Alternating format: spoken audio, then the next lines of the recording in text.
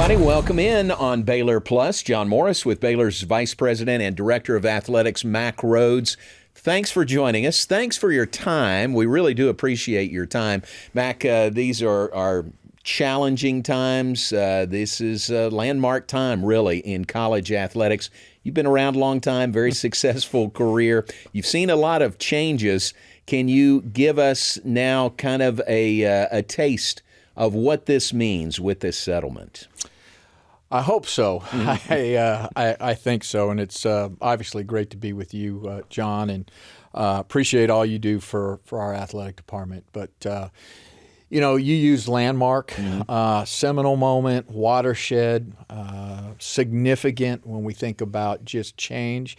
And certainly in my time, in college athletics, as I look back, I'm not sure that there's been a more significant, moment in college athletics. And I think it's desperately needed. I feel like we've been limping to the finish line, this almost slow bleed when you think about the implementation of NIL back in July, 1 of 2021 without any guardrails. And so we as an industry did what we do best, and we made up our own rules. And the last 2 years especially have been really challenging when you think about pay for play. And so with the settlement, I think there's a chance, there's an opportunity to think about level playing field.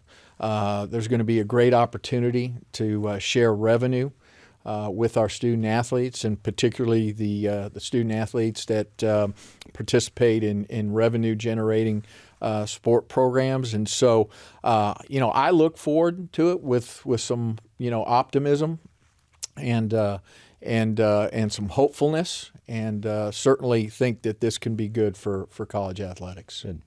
This may be a loaded question. Can you succinctly tell us? Succinctly. Yes. Keyword.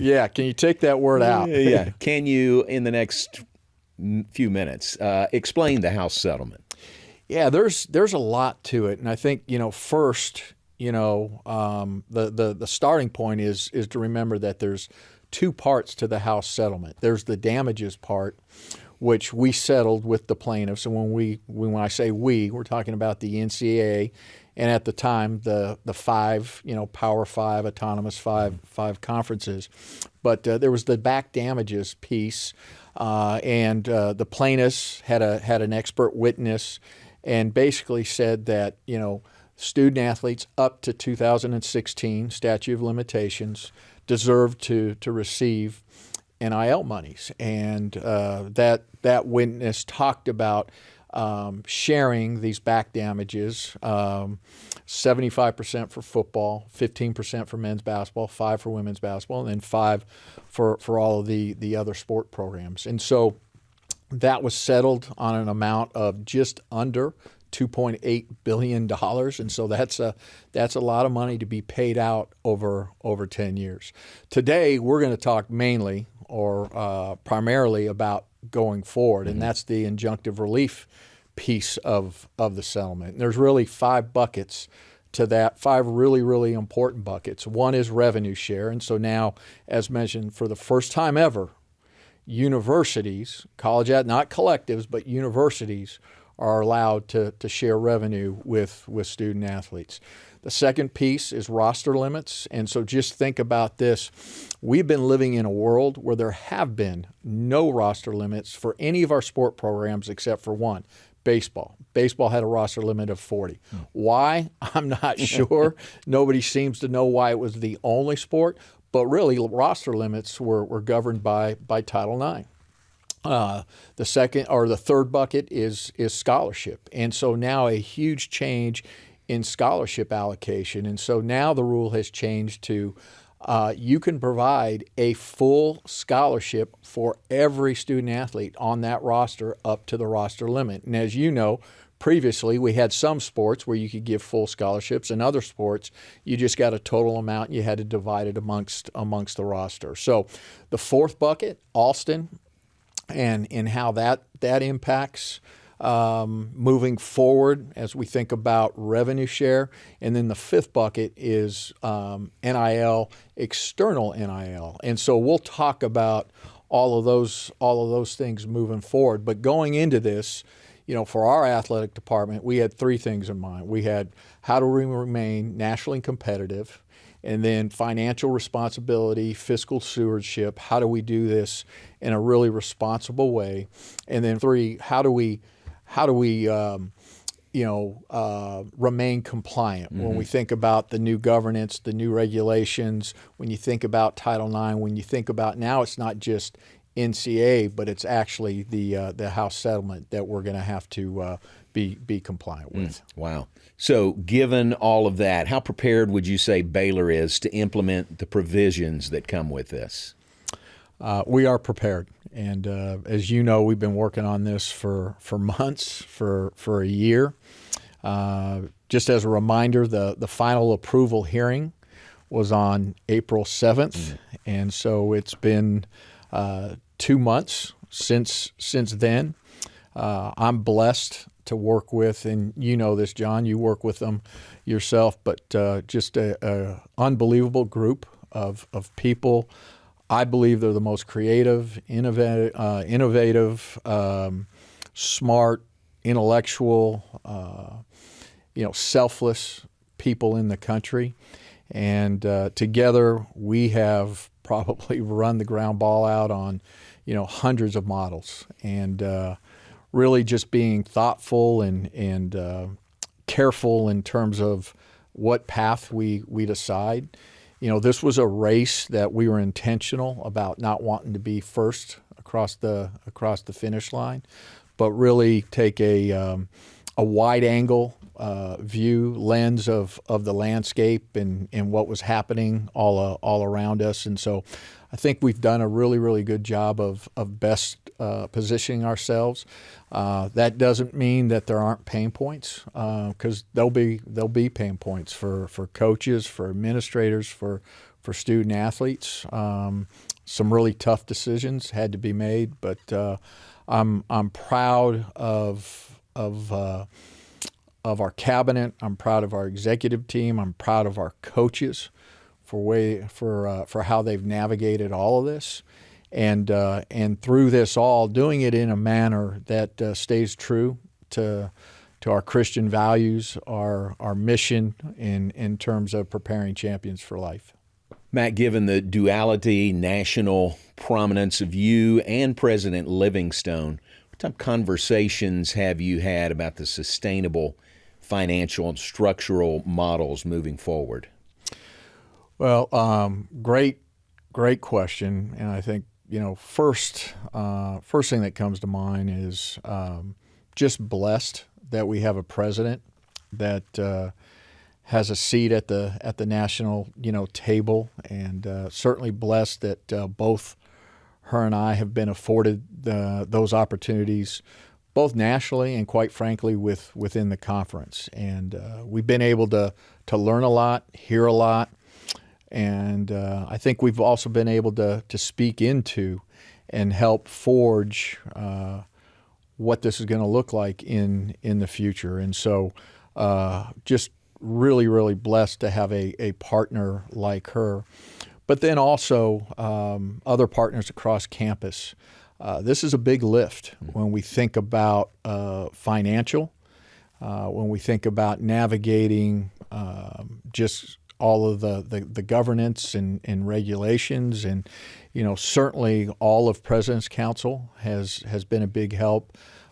Two individuals particularly, Curtis Reynolds, our CFO, and really working with him, and Cody Hall has been such a big part of that in terms of developing a sound and responsible financial model as we think about going forward, and then working with Chris Holmes, our general counsel, and how we navigate some of these really hard issues, and some of them we don't have answers to yet, and I think it's probably going to take 12 to 18 months, and so just grateful for the university partnership, and as we move forward and and just think about, the continued progress of Baylor athletics, how we can continue to make it nationally competitive, but do that in a way that's also fiscally responsible.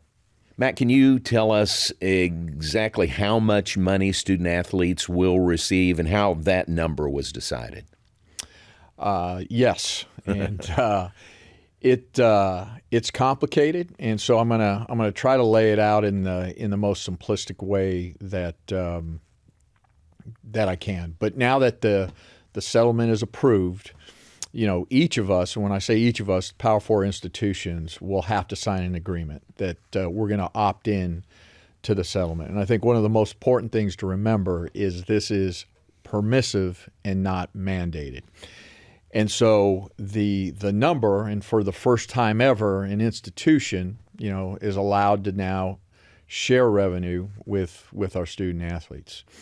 And so there was an agreement between, obviously, the plaintiffs and the defendants, us being the defendants, the NCAA and the 4 Power 4s, on what that number would be. And it ended up being a 22% cap. And so a 22% cap of P4 average annual revenue. And so there was even an agreement upon the different revenue buckets that would be used to calculate that P4 average. Not every revenue bucket was used, but at the end of the day, that number equates to about $20.5 million. That, again, each institution on an annual basis will be allowed to be shared. And that number, that 20.5, not the 22%, but that number, the actual number, will increase each year by about 4%. So it will continue to escalate up to the end of the term of the agreement. So one, great news, Baylor's all in when we think about the $20.5 million.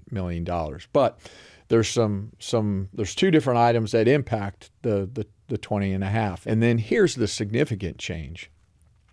So for every roster spot now, you will be allowed to have a full scholarship or provide a full scholarship for every student athlete within that roster limit. And so, John, as you know, that is a significant change as we think about moving forward. And so when we think about that $20.5 million, any new scholarship that you add because of the House settlement is now subtracted, and that's mandated, subtracted from the 20.5 up to $2.5 million. So for an example, Baylor, we're adding 22.3 scholarships because of the settlement, new scholarships because of the settlement. That equates to about $1.9 million. And so now we subtract the 1.9 from the 20.5 to come up with 18.6. The other thing that impacts the 20.5 million is Alston. And that's something that, again, was under Judge Wilkins. And so when that came about, it's an elective academic program, so permissive, not mandated. Baylor has been issuing the Alston payment, but any Alston money distribution up to 20.5 will also be subtracted from the pool. And so, nationally, most schools, or all schools that I know of, are doing their very best to preserve that 20.5, to keep it as high as possible to be able to distribute to student athletes. And so we, Baylor, will discontinue that academic elective program distributing Alston. So again, the number for us will be the 20.5 minus the 1.9 in scholarship to equal the 18.6. And so we really feel good about that. We're grateful for that. I think it really positions us well nationally, and as you know, a lot of institutions have disclosed nationally, and so we're all paying attention to those that have disclosed and where we fit amongst all of them. All right, now understanding what the number is, can you explain to us how Baylor intends to distribute those funds? Yeah, I mean, we spent a lot of time on this, John, and ran hundreds of models and trying to be really, really thoughtful and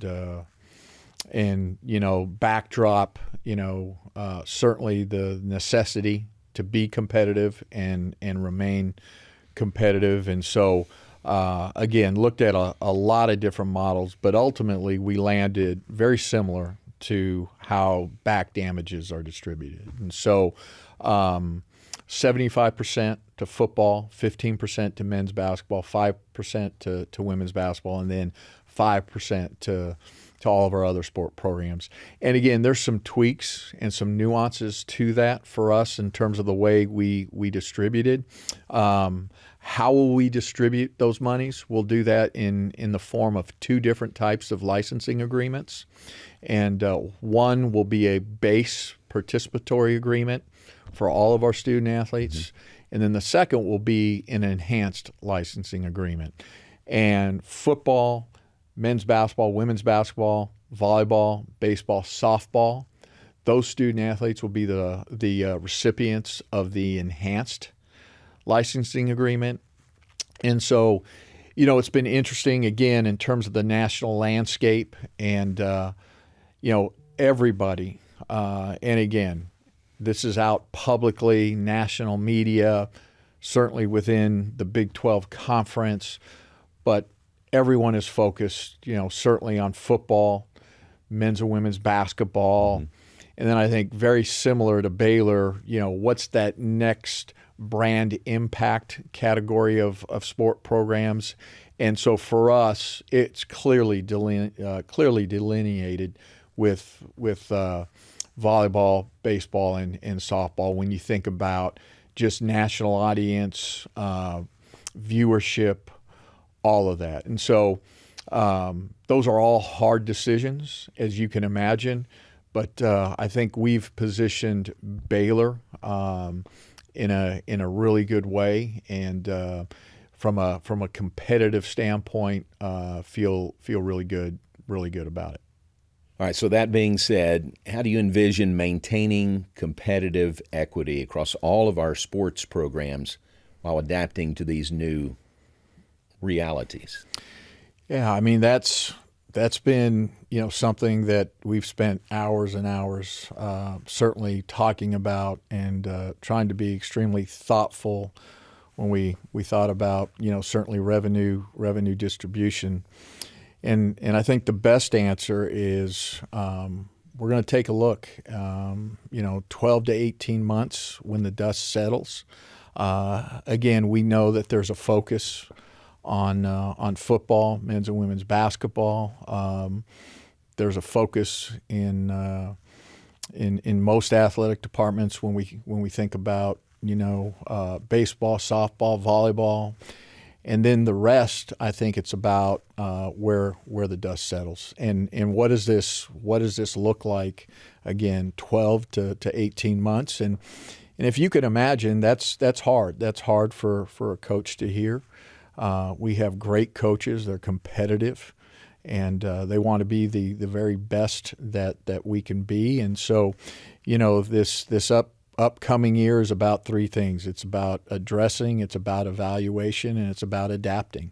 And in 12 to 18 months, if we have to tweak, if we have to rethink, we're certainly going to do that. Again, going into this, our goal was to be competitive, nationally competitive, to be fiscally responsible, and then to do this in a manner that complies with all of the new governance and rules, and at the same time, we're not going to forego our four pillars when we think about preparing champions for life. Academic achievement is still really important. It's not athlete student, it's student athlete, and we've got to remember that. And I think, as I reflect upon the last, maybe 2 to 5 years, that's probably for at least most of us really, really hard, because there hasn't been a lot of conversation about academics. And when we think about the chaos, we think about NIL and we think about transfer portal, and you have young people now transferring 3 times, 4 times.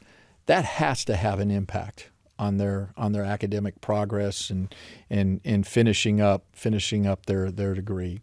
Character formation, spiritual growth, and then athletic success. And we want to win, and it's important that we do win. And so that will remain a high focus for us, again, when we think about being nationally competitive. A shout out to our head coaches. We've been extremely transparent with them. There's been hard conversation. They are competitors. I think, again, we have the best group of head coaches in the entire country, and we're going to figure this out. We're going to figure this out together. And so back to, we'll see what this looks like. I think, there's nobody that can sit here and say, hey, I know exactly what this is going to look like in 12 to 18 months. But I think we've positioned ourselves well going into this, and I look forward to the opportunities, to the challenges in the future. Okay, so correct me if I'm wrong, but it feels like this might cause a market correction. Have we seen the last of the unregulated spending we've seen the last couple of months in football and men's basketball? It's a great question, John, and literally it's $1 million question as we think about, future going forward. And so if, and let me underline if the rules, the parameters around external NIL work, it is my belief you're going to see significant, market correction. I think gone are the days where you have a $15 to $20 million basketball roster, where you have a $30 to $40 million football roster, and please, right, I am a huge believer, big believer in terms of our student athletes earning NIL in terms of their brand.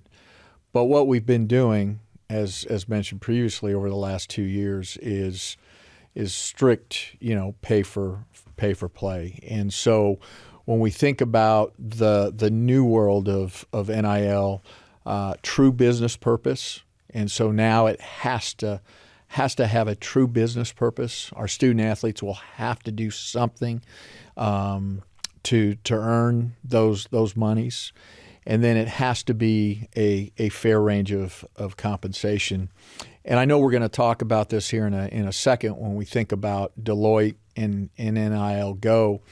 And Deloitte has done a great job in terms of just gathering data when you think about true business purpose, fair range of compensation. And they looked at a lot of public company NIL deals, college athletics, pro athletics, entertainers. Why public companies? Because they have rules. They have the Security Exchange Commission. They have boards. All of those things that govern those type of agreements. And you think about 70%. Think about this: 70% of the collective NIL deals would have been denied if this new guideline, if this new NIL was in place. 90% of the public company NIL deals would have been approved. And you talk about market correction, you think about 80% of the public company NIL deals are for $10,000 or less. 99% of them are for $100,000 and less. And so we know what those numbers are. We felt it here when we paid a particular student athlete 7 figures, and that student athlete left for a better seven-figure deal. And so I think there will be market correction as we think about moving forward. But I also think this is a great opportunity when we think about external NIL deals, and Baylor has been ahead of the game in this. People know that we have Playfly as a multimedia rights partner. We're one of the first to sign up on with them in terms of Playfly Max. And so they will be out there in the marketplace on our behalf looking for these true business purpose, fair range of compensation opportunities for all of our student athletes, all 500 plus student athletes. And so certainly excited about that as we think about, again, what the future holds in this space. All right, let me ask you about football specifically moving forward. Are we looking at 85 scholarships and a 105-man roster? So absolutely, 85 scholarships. And, we'll continue to look at that closely. We certainly believe, across the country, at least what we've seen nationally via the media, that people are staying right around that number. And then our plan is to be at 105. Now, I think through fall camp, we'll go with a higher number when you just think about bodies and practice. And so, typically, Baylor, we've kept anywhere between 113 and 115 through fall camp. And so we've never been an institution that's carried 120, 125, 130. And so, but right before our first game versus Auburn, our plan, at least right now, is to get to 105. And so walk-ons will still be part of our program, and I know that's really important to Dave and I know football coaches across the country. It's going to be interesting to see when we think about reduced roster sizes, how that impacts practice. Particularly when I think about off-season, I think about spring, I think about summer. Do we become more like the NFL when we think about OTAs, all of that? So, but our football program will be well positioned when we think about roster and scholarships. Do you anticipate further changes to recruiting dynamics now that the direct athlete compensation is formalized? I do. I think there's going to be certainly a shift in a couple different ways. I think one, traditional recruiting was going out, going to camps, going to high school gyms, going to high school games, and so the involvement of agents has changed that, and so that's an added dynamic when we think about relationships with agents and how all of that works. And then, as we begin to revenue share and certainly with collectives, you think about just the entire vetting process, and we really need to professionalize that. When you look at the professional sport leagues and you look at their organization, it's almost split down the middle, where there's a delineation between, hey, this half of the organization pays for winning, and then the other side of the organization does and is responsible for the winning. And we've reorganized our athletic department to reflect that. And so, for example, we'll have a front office division. And so we'll be really mindful in terms of roster construction, all the vetting processes before we invite a student athlete to be part of our family. And just a shout out to Scott and to Nikki and to Dave and to Jason Smith and Juliana Smith and Aaron Hunt, the three GMs, the respective GMs for those programs. They've done a great job when we think about this combination of science and art in terms of roster construction and evaluation and all of that. And there's a lot more to come as we think about how we do that. We're blessed. We have Baylor alums that have prominent positions, in professional athletics. Jeff Ireland comes to mind.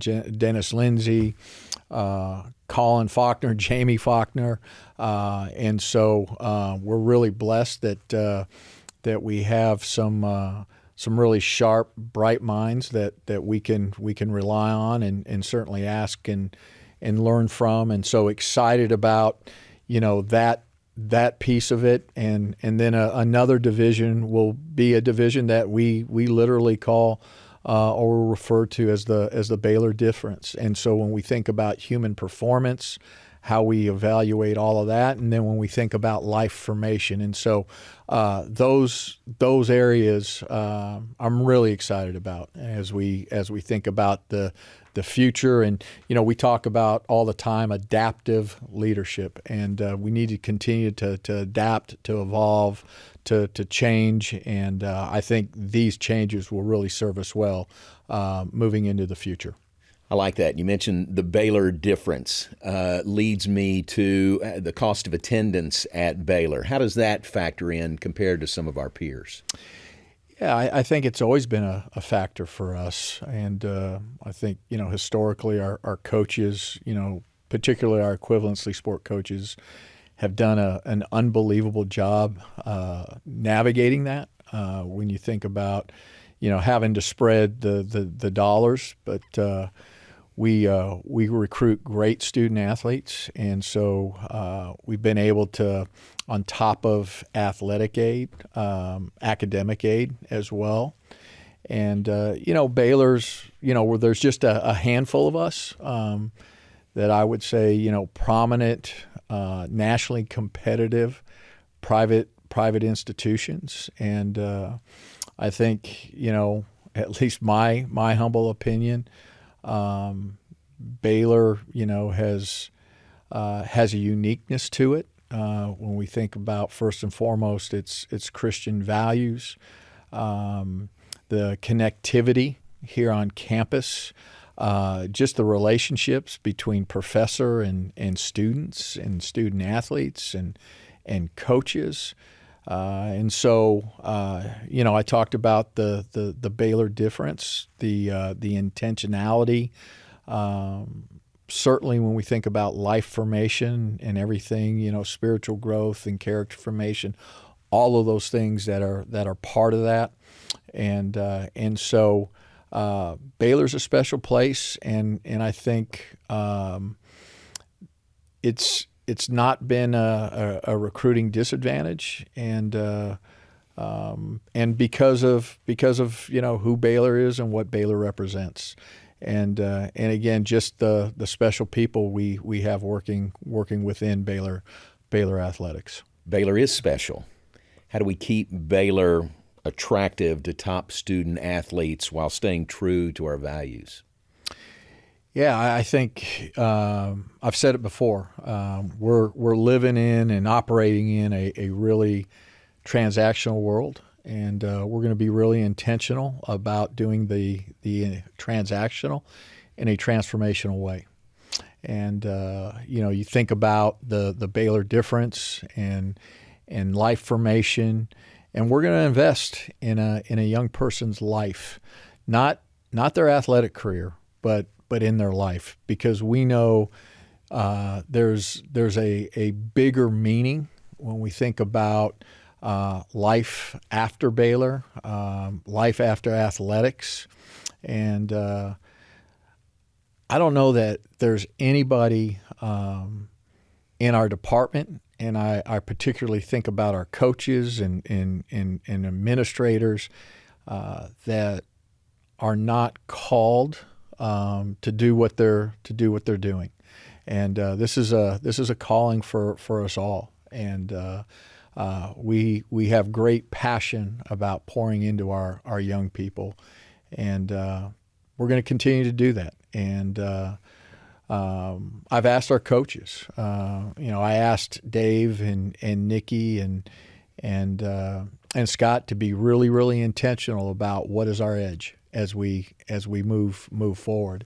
And we've been in the space where it's been, particularly the last 2 years, all about dollars. And that's been an edge, and for many, and now that hopefully we enter into a time where there's a more level playing field, I think you'll see that Baylor difference, that edge, begin to shine, and by the way, it has, when you think about even in this time of turbulence. Our coaches have done a great job of recruiting great student athletes to Baylor. All right, from a conference standpoint, what role do you see the Big 12 playing in shaping this post-House collegiate model? Yeah, I think to date it's played a significant role, and I think in the future it'll continue to play a significant role when we think about Power Four conferences and House Settlement. We've Big 12's had a seat at the table. I think about certainly Commissioner Yormark and his leadership and the staff. A shout out to Jessica Presnell, who's the in conference general counsel. She's been terrific, been fantastic. Has had a significant voice at the table when we think about shaping all of these things. The creation, and we haven't mentioned this, of the College Sports Commission, the LLC, created by the four power conferences. That entity, that LLC, will oversee LBI, which is the capology system, making sure every institution is staying within the cap. Deloitte, NIL, Go, and again, $600 or more has to be reported to that, true business purpose, fair range of compensation, and then the enforcement piece that goes along with that. And we'll soon announce a CEO that will oversee that entity, and probably a little bit controversial in terms of what I'm going to say, but we as an industry haven't done a great job of self-policing ourselves, and so I really like the fact that we're going to a single person enforcement type model, where one person is going to be able to make decisions and make them in a timely manner. So I think that's all positive moving forward for our industry. All right, so back to Baylor. How do you ensure that Baylor continues to lead with integrity and faith in a system that's increasingly commercialized? Yeah, I think we've talked a little bit about it already, but certainly going back to doing the transactional in a transformational way and having a plan to do that and being really, really intentional. I think, the most successful organizations, they know who they are, and they have some core non-negotiables, and we're not going to compromise those. We know who we are. We're going to lead one with Jesus and continue to keep him in the forefront, and then we're gonna love one another. And we were all brought up in terms of the golden rule: treat people the way you wanna be treated. But we're gonna love on each other. We're gonna love on our student athletes, and we're gonna keep our faith and Jesus at the forefront. Good. Is that what gives you hope as we look forward with so many uncertainties? Yeah, I think certainly what gives me most hope is that what I just talked about when I think about our faith, but it's the people. It's the people that we have in our department, the people that you and I are blessed to work with each and every day, and we've just got great people that know and understand who we are, believe in who we are, and they live it. We can talk about it all day long, but at the end of the day, we have to live it, and we've got some people that do a great job of that. As we look to the future, I'm sure there's a lot rattling around up there for you. What is it that keeps you up at night about this? Seriously? Yeah. All of it. It all does. Every waking moment, I'm thinking about this, and when my head hits the pillow, I'm thinking about it. When I wake up in the morning, I'm thinking about Baylor athletics. I'm thinking about our staff, our coaches, our student athletes. How do we position ourselves? How do we stay true to our 4 pillars? How do we continue to win? We want to win and impact young people and develop them for life. And so all of it, all of the time. And quite frankly, I love it. I love this challenge. It's invigorating. We've got the people for it. We're built for it. I'm excited about it. I don't look at it as a challenge. I look at it as a great opportunity, just another opportunity for Baylor athletics to be a shining light in college athletics, and that's what we're going to do. And so, man, I love this. This is really cool. It's a lot of fun and maybe just a little bit stressful at times, but mainly. What an unbelievable opportunity. That's good. That's encouraging to hear you say that. Is this a good settlement? Is that part of what is invigorating to you and keeps you positive? Yeah, I think truthfully, ask me in 12 to 18 months. Right. Because I think some things, have to work well. I think we need to have federal legislation that comes alongside us, and Senator Cruz, the great state of Texas, his bill, if we can get that past the finish line and have some type of liability protection, some antitrust protection, non-employment status for student athletes. And then maybe the most critical is preemption of all state laws, so that we can all operate from the same rules, and a state can't go and challenge a law when they don't like it, or they think it's doesn't put them in the most, or that institution in the most competitive light. And so federal legislation, I think, would be extremely helpful. Contracts have to matter, John. You can't sign a contract and then just say, hey, no, I'm going to leave to another place without a penalty. That's the world we live in when we think about coaches, athletic directors. You break a contract, there's a penalty to pay.